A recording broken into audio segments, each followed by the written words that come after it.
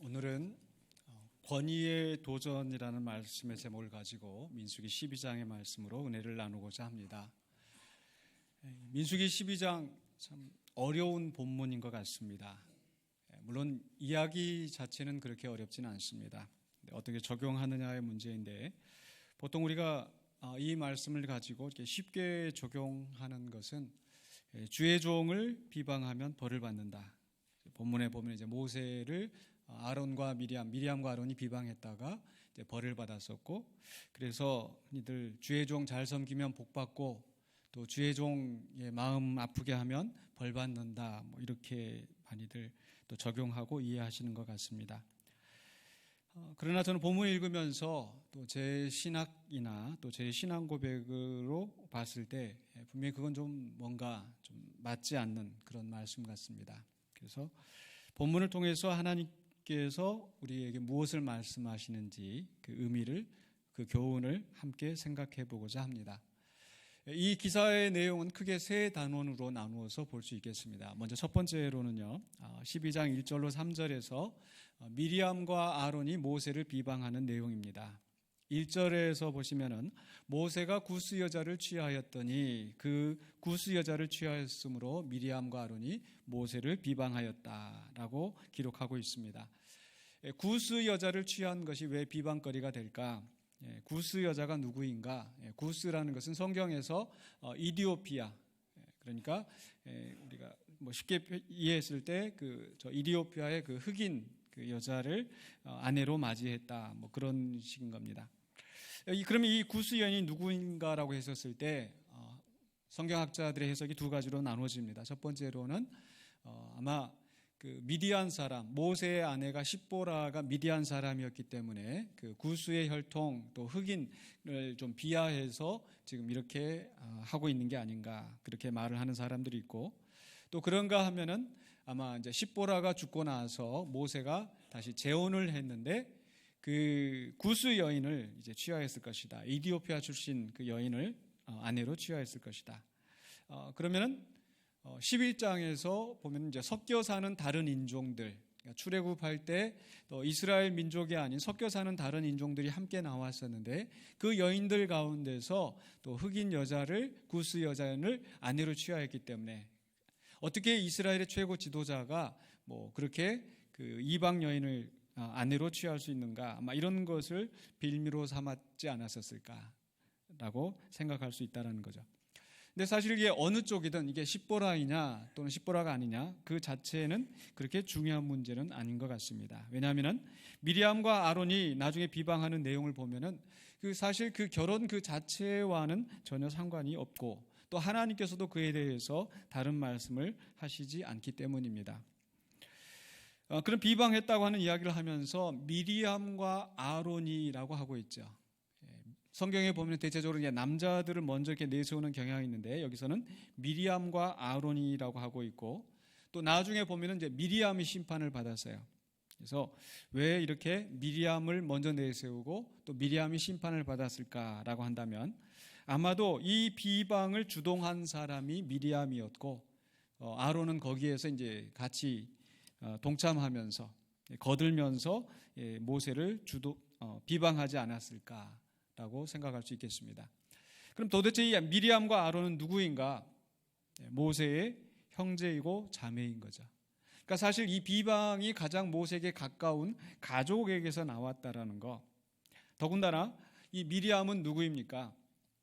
모세가 태어났었을 때 이미 그에게는 그 누이가 있었는데 그 부모들이 모세를 차마 죽이지 못하고 한동안 숨겨 키우다가 나일강에 이제 버리는, 이제 떠나 보내는 그런 상황이 되었었죠. 그럴 때 그 바로 이 미리암이 와가지고 이 아이가 어떻게 되나 하고 쳐다보고 있다가 보니까 바로의 공주가 이 아이를 건져내고, 그리고 이제 이 아이를 키우려는 그런 게 기미가 보이니까 이 미리암이 다가와가지고 내가 이 아이를 위하여서 젖먹이 유모를 구해올까요? 그래, 가서 구해와라. 그랬더니 누구를 데려옵니까? 모세의 어머니를, 친어머니를 데려와서 모세를 양육하게 합니다. 그러니까 어떻게 보면 미리암은 모세에게 있어서 어떻게 보면 생명의 은인이나 다름없습니다. 그래서 이 미리암이 어떻게 보면 모세를 잘 돌보는 정말 큰 누님, 키우다시피 했던 그런 가장 가까운 그런 가족이었을 것입니다. 뿐만 아니라 출애굽기 14장에 보면은 이스라엘 백성들을 하나님께서 그 홍해를 가르시고 그 애굽 군인들을 쫓아오는 애굽 군대를 수장시키는 사건이 나옵니다. 엄청난 기적으로 이 백성을 구원하셨는데 그것을 보고 온 백성이 찬송을 해요. 하나님께 찬송을 하는데, 그러나 이 말미에 보면은 여인들도 찬송을 하는데 그 찬송을 주동했던 사람들이 누군가 하면 미리암입니다. 15장 20절, 출애굽기 15장 20절에 보면요, 이렇게 기록이 되어 있습니다. 아론의 누이 선지자 미리암이 손에 소고를 잡음에 모든 여인도 그를 따라 나오며 소고를 잡고 춤추니. 그러니까 어떻게 보면은 여인의 우두머리로서 모든 그 여성들을 대표하는 대표자였습니다. 또 성경의 오늘 말씀 속에서 미리암을 뭐라고 소개하고 있습니까? 선지자 미리암이라고 하고 있죠. 선지자였습니다. 그러니까 가족일 뿐만 아니라 바로 이 출애굽하는 백성들 가운데 이 미리암과 아론은 핵심 지도자였습니다. 그런데 그들이 모세를 향하여서 비방하고 있는 것입니다. 그렇기 때문에 이 비방은 앞에 11장에서 백성들이 원망하고 비방하는 것과는 차원이 다른 거예요. 앞에 11장에서는 누가 원망하기 시작했습니까? 섞여 사는 다른 인종들이. 어떻게 보면 이스라엘 민족들 가운데서, 아니 이스라엘 민족이 아닌 섞여 사는 다른 인종, 그들 가운데서 가장 또 멸시를 받고 무시를 받는 사람들이 비방하는 것이었고, 그 비방이 이제 백성들에게까지 가게 되었었죠. 그런데 오늘 12장에서는 아주 자기랑 멀리 있는 사람이 아니라 가장 가까운 사람이, 또 아주 낮은 사람이 아니라 가장 높은 지도자가 지금 모세를 비방하고 나오고 있기 때문에 모세로서는 상당히 괴로운 상황인 거죠. 그런데 그 비방의 내용이 또한 무엇입니까? 12장 2절에 보시면은요, 이 아론과 미리암이 모세를 비방을 하는데 뭐라고 비방하냐면은 여호와께서 모세와만 말씀하셨느냐? 우리와도 말씀하지 아니하셨느냐? 선지자이기 때문에, 지도자이기 때문에, 또 자신들의 권위를 내세우려는 바로 미리암과 아론의 본심이 드러난 것이 아닌가 싶습니다. 미리암은 자기도 선지자인데 왜 굳이 모세만 저렇게 유일한 그 지도자인 것처럼 그렇게 독점적인 지위를 가지고 있는지, 아마 그 지위에 대해서 불만을 가진 것처럼 보입니다. 여기에 대해서 모세는 어떻게 반응했을까? 그 아무런 설명이 없이 3절에 이렇게 기록이 되어 있습니다. 민수기 12장 3절에 이 사람 모세는 온유함이 지면의 모든 사람보다 더하더라. 이 온유하다라는 말은 영어 성경에 보면 험블, 겸손하다 이렇게 기록이 되어 있는데, 이 겸손한 사람이 이런 말을 할까요? 여러분, 민수기는 누가 기록했다고 우리가 이야기합니까? 모세 오경, 창세기, 출애굽기, 레위기, 민수기, 신명기는 모세가 기록했다고 하는데, 모세가 지금 이 사건을 기록하면서 모세는 참 겸손했다. 겸손한데 어느 정도 겸손해요? 세상에 있는 모든 사람보다 겸손했더라. 이게 겸손한 사람이 할 말입니까? 좀 이상하죠. 그래서 어떤 성경학자들은 이 민수기를 모세가 썼을 리가 없다. 모세가 썼으면 이런 말을 했겠느냐. 예수님도 나는 마음이 온유하고 겸손하니 내게 와서 배우라 이렇게 말씀하셨지, 더군다나 내가 세상 모든 사람보다 온유하고 겸손하다 이렇게 안 하셨는데, 모세는 자기가 세상 모든 사람보다 겸손하고 온유하다 이렇게 말하고 있다는 거죠. 그런데 사실 그 히브리어 원어의 의미를 살펴보면은 그 의미가 이해되어집니다. 여기서 온유하다라는 것은 그런 말을 들으면서도 아주 부드럽게 뭐 이렇게 받아들였다는 그런 뜻이 아니고, 이 여기서 온유하다에 쓰는 히브리어 원어의 의미는 가난하고 약하다, 천하다 그런 뜻입니다. 그래서 신약 성경에 가서 보면 이제 헬라어도 역시 그런 의미를 담고 있는데, 온유한 자는 복이 있나니 저희가 천국을 기업으로 받을 것이며, 세상에서 소득을 누리고 기업을 누리고 힘을 차지하는 사람은 강하고 권력 있는 자들이죠. 그러나 성경의 원리는 하나님의 나라가 이 땅에 이루어질 때 오히려 가난하고 천한 자들이 주님 앞에서 오히려 상을 받고 기업을 받는다라는 그런 뜻이 담겨 있는 거죠. 마찬가지로 생각해 본다면 이 12장 3절에서 모세는 온유함이 지면의 모든 사람보다 더하다라는 것은, 모세는 정말 가난하고 억압을 받는 세상 사람 중에서 가장 불쌍한 사람이다라는 그런 의미가 담겨 있다는 뜻입니다. 모세는 백성들에게서 시달리는 것도 모자라서 가장 가까운 가족에게서 또 핵심적인 지도층에게서 반발을 당하고 있기 때문에 어쩌면 모세 자신이 참 이렇게 내가 이렇게 세상에 이렇게 불쌍한 사람이 있나 그런 심정을 토로한 것이 아닌가 싶습니다. 그런 가운데서도 모세에게 소망이 있는 것은 바로 미리암과 아론이 그런 모세를 비방할 때 그것을 하나님이 들으셨다는 사실입니다. 12장 2절에서 여호와께서 모세와 말씀하셨느냐 우리와도 말씀하지 아니하셨느냐 하매 여호와께서 이 말을 들으셨더라. 아마 자기들끼리 한 비방이라 하더라도 아니 모세를 향하여서 원망하는 말이라 하더라도 바로 사람끼리 하는 말이라 하더라도 하나님께서 들으신다는 사실입니다. 우리말 옛 속담에도 낱말은 새가 듣고 반말은 쥐가 듣는다. 그러니까 말 조심해야 된다. 하물며 성경은 이야기합니다. 우리가 말하는 것을 하나님이 들으신다. 들으실 뿐만 아니라 하나님이 심판하신다고 예수님은 마태복음 12장 36절 37절에서 우리에게 분명히 경고하고 있습니다. 내가 너희에게 이르노니 사람이 무슨 무익한 말을 하든지 심판날에 이에 대하여 신문을 받으리라. 내 말로 의롭다함을 받고 내 말로 정죄함을 받으리라. 물론 우리가 말한 것으로 우리가 행동하는 것으로 하나님 앞에 천국 가냐 지옥 가냐 이런 것이 나누어지는 것은 아니지만 우리의 구원은 오직 하나님의 은혜에 있기 때문에 우리의 행위에 있는 것이 아니기 때문에 그러나 그에 대해서 하나님이 우리를 신문하신다. 그렇기 때문에 우리는 우리가 하는 말에 대해서 다른 사람에 대해서 함부로 말하지 않고 조심스럽게 정말 신중하게 말을 해야 된다는 겁니다. 본문에서는 바로 이 미리암과 아론에게 심판날까지 하나님께서 기다리시는 것이 아니라 즉시 그들에게 응답하셨습니다.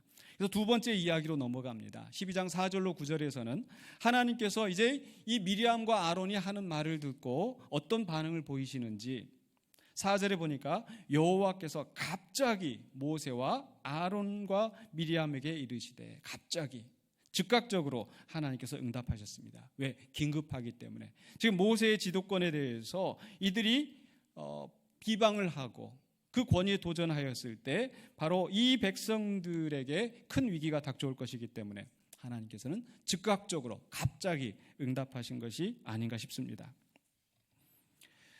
그러고 나서 이제 5절에 가서는 모세는 두고 미리암과 아론을 따로 하나님께서 부르십니다. 부르시고 나서 6절과 7절에서 말씀하시기를 이렇게 말씀하십니다. 너희 중에 선지자가 있으면 나 여호와가 환상으로 나를 그에게 알리기도 하고 꿈으로 그와 말하기도 하거니와 내 종 모세와는 그렇지 아니하니 그는 내 온 집에 충성함이라. 여기서 분명히 모세와 그 다른 선지자를 구별하고 있어요. 어떻게 구별하고 있습니까? 너희 중에 선지자. 여기 히브리어의 원어에 살펴보면 너희들의 선지자가 있으면 이렇게 하고 있어요. 그러나 모세는 어떤 사람이라고 이야기합니까? 내 종, 하나님의 종.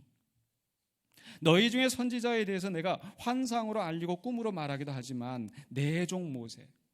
그럼 이 내 종 모세는 무엇이 다른가? 바로 8절에 계속해서 설명이 나옵니다. 8절에서 그와는 내가 대면하여 명백히 말하고 은밀한 말로 하지 아니하며 그는 또 여호와의 형상을 보거늘 너희가 어찌하여 내 종 모세 비방하기를 두려워하지 아니하느냐. 지금 하나님께서 그들의 말에 대해서 분명하게 꾸짖고 있으십니다. 그런데 여기에서 우리가 생각해야 될 것은 하나님이 도대체 지금 무엇을 지키시는가? 그것이 모세의 권위인가? 모세를 비방하는 것에 대해서 모세를 비방하지 말라고 하시는가? 저는 그 이상의 의미가 있다고 생각합니다. 무엇입니까? 바로 하나님께서 지금 모세를 보호하시는 이유는 그 모세가 어떤 사람이기에 하나님의 말씀을 직접 받는 사람이라는 겁니다. 여기에 대면하여라고 되어 있는데 대면하라는 것은 히브리어의 원어의 의미는 입에서 입으로 마우스 투 마우스 하나님의 말씀을 직접 전하여 받는 사람이라는 거죠. 환상이나 꿈으로 받는 것은 간접적으로 받는 것이고 거기에는 인간의 해석이 들어갈 수도 있고 불확실할 수 있다는 겁니다. 그러나 모세는 그렇지 않습니다. 미리암과 아론은 어떤 선지자적인 역할을 하고 그들에게도 하나님의 계시가 나타날 수 있습니다. 그들이 지도자로서 역할을 감당할 수도 있습니다. 그렇기 때문에 하나님이 우리와도 말씀하지 않으셨느냐? 그것이 아주 틀린 말은 아닙니다. 그러나 그것이 모세와 그들이 동등하다고 할 수는 없다라는 겁니다. 왜냐하면 모세를 통하여서 하나님이 직접 말씀하시기 때문에.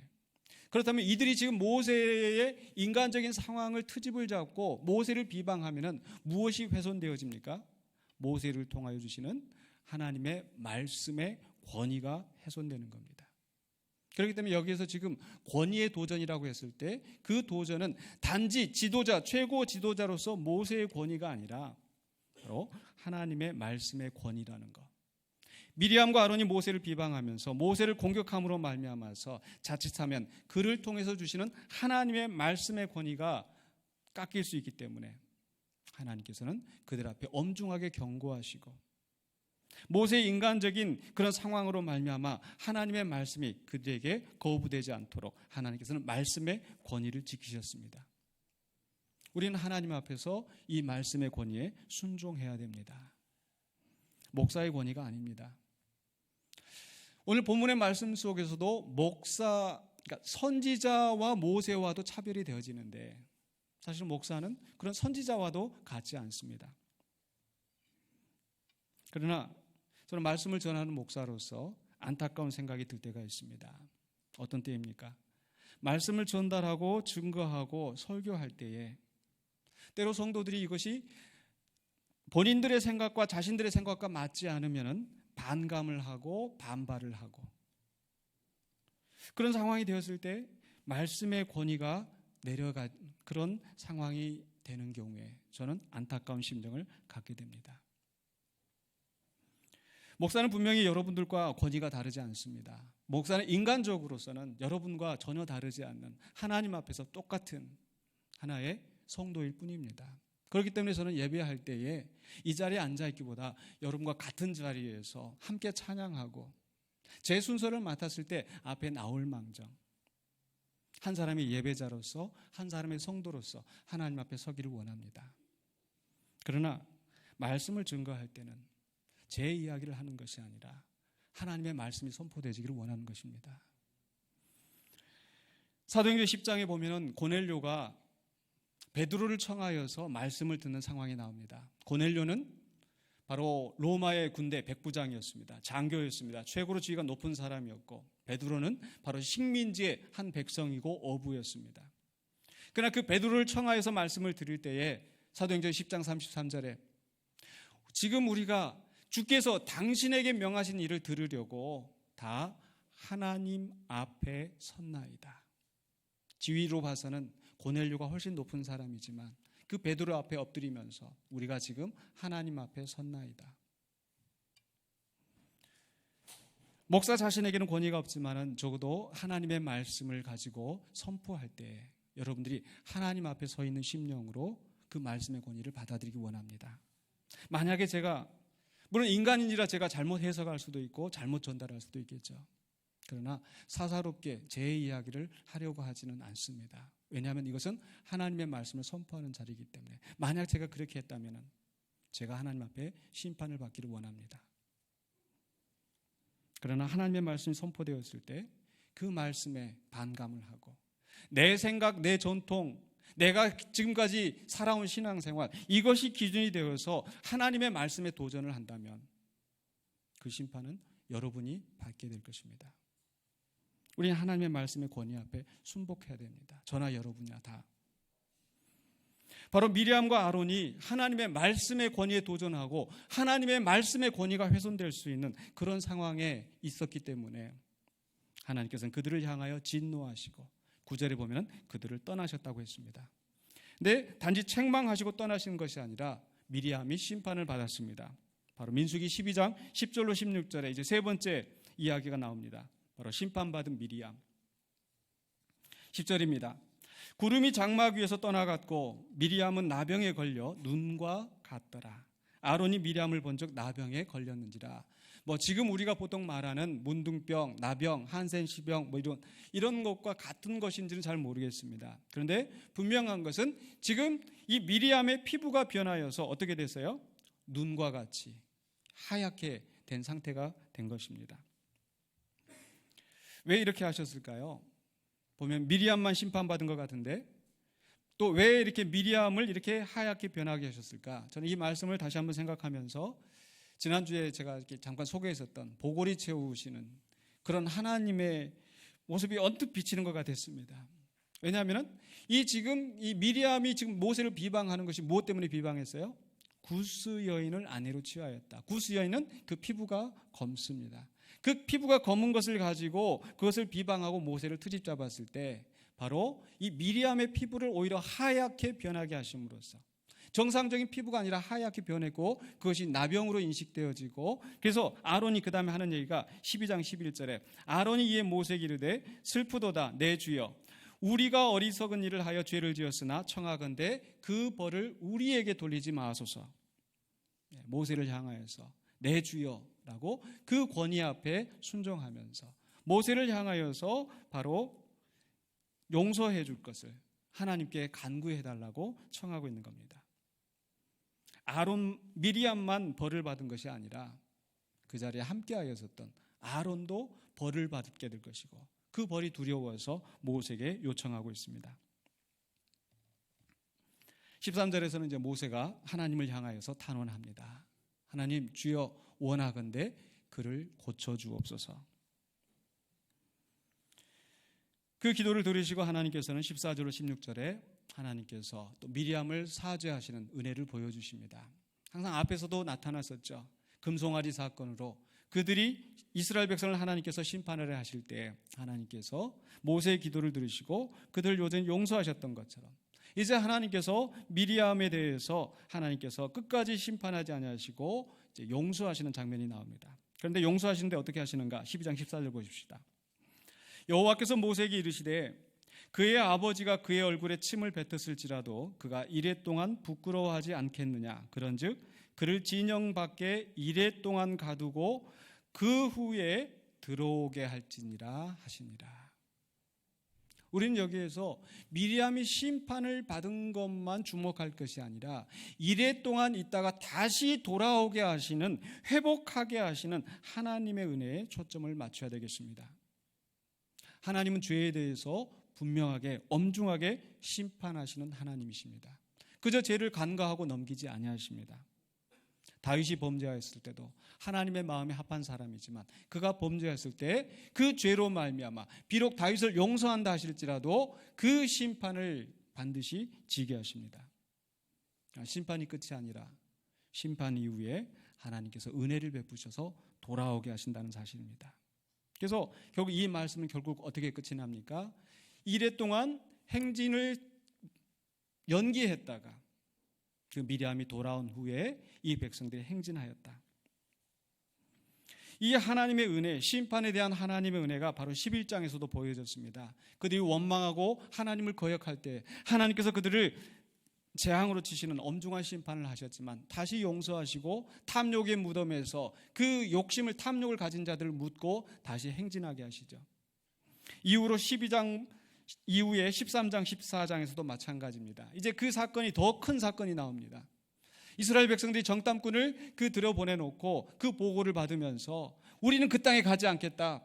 그 원수들이 우리를 삼킬 것이다 라고 하면서 하나님을 거역하였을 때 하나님은 그들을 40년 동안 광야에서 방황하게 하셨습니다. 마치 7일 동안 그 미리암을 그 부정한 것을 기다리면서 깨끗하게 될 때를 기다리면서 자숙의 기간을 갖게 하신 것처럼 그러나 그 기간이 끝난 다음에 다시 미리암을 회복하셨던 하나님께서 40년이 지난 다음에 다시 그 백성들을 반드시 약속의 땅으로 인도하여 들이시는 하나님의 은혜. 어쩌면 이 바로 12장에 있는 미리암에게 심판하신 것이 그 백성들에게 더 큰 형벌을 받게 하지 않으려는 하나님의 경고가 아니었을까요? 마치 11장 1절로 3절에서 그 다베라에서 불이 붙었을 때 그것을 보고 경고를 받고 경계를 하라고 하나님께서 하셨던 것처럼 미리암의 사건을 두고 그 모세의 말에 순종하고 모세를 통해 주시는 하나님의 말씀을 거역하지 말라는 하나님의 경고였습니다. 사실 성경을 자세히 살펴보면 이런 역사의 반복입니다. 인간은 끊임없이 하나님을 거역하고 배반하고 하나님의 말씀에 불순종하고 하나님의 뜻을 따르지 않습니다. 거기에 대해서 하나님은 엄중하게 심판하십니다. 심판이 끝이 아니라 그 가운데 은혜를 베푸시고 끝까지 하나님의 뜻을 이루시고 그 백성을 구원하시는 하나님의 은혜, 바로 그 은혜로 말미암아서 예수 그리스도를 이 땅에 보내셔서 우리를 구원하신 줄로 믿습니다. 그 예수님 또한 누구십니까? 하나님의 아들이실 뿐만 아니라 성경은 말씀하시기를 그는 말씀이시다. 요한복음 1장 1절에 이렇게 기록이 되어 있죠. 태초에 말씀이 계시니라. 예수님을 가리켜 말씀이라고 하셨어요. 태초에 계신 말씀. 이 말씀이 하나님과 함께 계셨으니 이 말씀은 곧 하나님이시니라. 모든 만물이 그로 말미암아 창조되었다. 하나님께서 빛이 있으라 하심에 빛이 있었고 궁창이 있으라 하심에 궁창이 있었고, 이것은 우리가 지금 하는 말과는 다른 겁니다. 로고스이신 하나님의 말씀, 그 하나님의 말씀이 14절에 보면은 말씀이 육신이 되어 우리 가운데 거하심에 우리가 그의 영광을 보니 아버지의 독생자의 영광이요 은혜와 진리가 충만하더라. 하나님께서 그 말씀을 육신을 입고 우리 가운데 보내게 하셨습니다. 이 말씀이신 아들을 우리에게 보내신 것에 대해서 히브리서 기자는 이렇게 표현하고 있습니다. 히브리서 1장 1절로 2절에 옛적의 선지자들을 통하여 여러 부분과 여러 모양으로 우리 조상들에게 말씀하신 하나님이 이 모든 날 마지막에는 누구를 통하여 말씀하세요? 아들을 통하여 우리에게 말씀하셨으니. 여기서 아들을 통하여 말씀하셨다라는 것은 선지자들에게 하셨던 것처럼 하나님의 말씀을 그들에게 주셔서 그 말씀을 대언하게 하셨다는 뜻이 아니라, 그 정도가 아니라 바로 그 말씀이신 그 하나님이 직접 우리 가운데 오셨다. 그렇기 때문에 히브리서 기자가 하는 얘기는 바로 이 하나님의 말씀, 천사들을 통하여 주는 말씀을 불순종한 사람도 심판을 받았는데 하물며 그 아들이신 그 말씀을 거역하면 어떻게 되겠는가 하는 그 이야기를 하고 있습니다. 모세는 하나님으로부터 직접 말씀을 받는 사람이었기 때문에, 하나님의 형상을 보는 사람이었기 때문에 그는 선지자보다도 다른 사람들보다도 높은 권위를 인정을 받았습니다. 그렇다면 하물며 말씀이신 하나님의 아들, 그분은 더 높임을 받아야 되지 않겠습니까? 그분에게 불순종하고 그분을 받아들이지 않았을 때 그에게는 큰 심판이 있다는 겁니다. 모세는 사람들 가운데서 이스라엘 백성들이 믿기에 가장 그들의 권위 있는 자였지만 예수님은 그보다 훨씬 더 높은 하나님의 아들이십니다. 그래서 히브리서 기자는 이렇게 기록하고 있습니다. 히브리서 3장 5절로 6절에 또한 모세는 장래에 말할 것을 증언하기 위하여 하나님의 온 집에서 종으로서 신실하였고 그리스도는 하나님의 집을 맡은 아들로서 그와 같이 하셨으니. 말씀이신 그분, 육신으로 입으신 하나님, 그분이 아버지 하나님께 순종하였다라는 것. 그렇기 때문에 우리도 바로 그 말씀 앞에 순종해야 된다. 바로 예수님께 순종해야 된다라는 것을 우리에게 권면하고 있습니다. 이제 말씀을 마무리하려고 합니다. 권위의 도전, 어떤 권위의 도전입니까? 인간 모세가 아니라 하나님의 말씀을 맡은 자로서 하나님의 말씀의 권위에 도전한 것에 대해서 하나님은 엄중하게 심판하십니다. 인간 권세자의 말을 거역하는 것도 심판을 받는데 하물며 하나님의 말씀의 권위에 도전한다면 그에게 더 엄중한 심판이 따르지 않겠습니까? 마태복음 10장 28절에 예수님이 이렇게 경고하십니다. 몸은 죽여도 영혼은 능히 죽이지 못하는 자들을 두려워하지 말고. 세상의 권세자들, 세상의 권위자들, 그 권위를 가지고 우리를 어떻게 할까?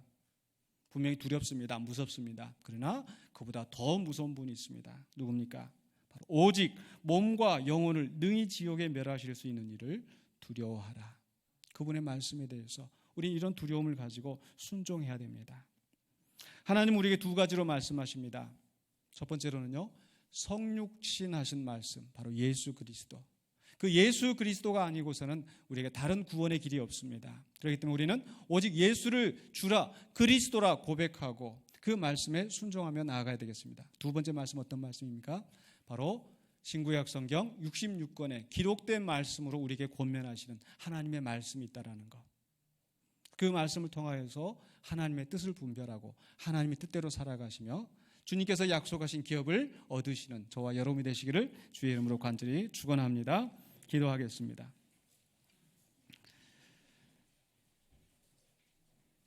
거룩하신 아버지 하나님 감사합니다. 우리에게 말씀을 주시고 또 육신을 입으신 말씀을 통하여서 우리를 구원하신 하나님의 은혜를 생각합니다. 매일의 삶 속에서 주님의 말씀을 묵상하며 주의 뜻대로 살아가기를 원합니다.